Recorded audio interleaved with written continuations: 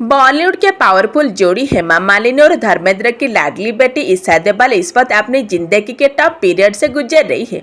11 साल की शादी के बाद धूम एक्ट्रेस ने बीते साल बिजनेसमैन पति भरत तखानी से तलाक लेकर एक फैसला लिया था। हाल ही में ईशा ने बताया कि मुश्किल घड़ी में उनकी मां हेमा मालिनी ने उन्हें क्या सलाह दिया है।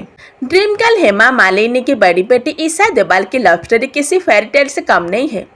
उनके एक्स हस्बैंड भरत तखानी उनके स्कूल फ्रेंड थे।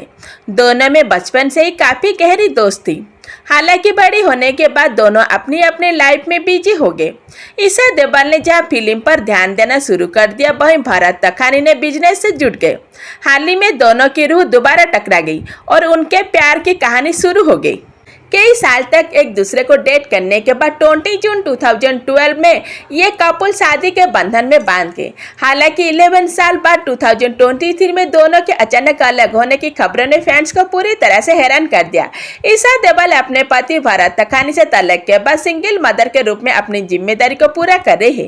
हाल ही में उनके बताया कि हस्बैंड से अलग होने के बाद उनकी मां हेमा मालिनी ने प्यार से लेकर फाइनेंस तक कई लेकर उन्हें किन किन चीज के बारे में समझाया है।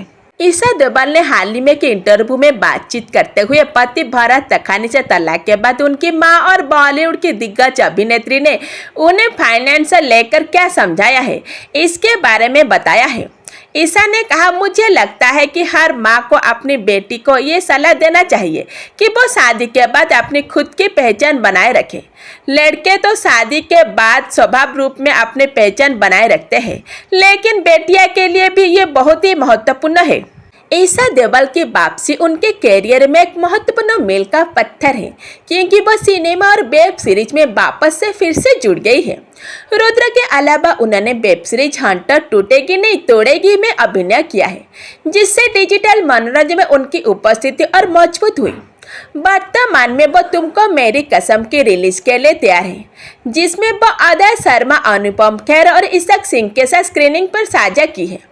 प्रशंसक बड़े पर्दे पर उनकी वापसी को बेसब्री से इंतजार कर रहे हैं। बॉलीवुड में उनके अलग होने की प्रतीक्षा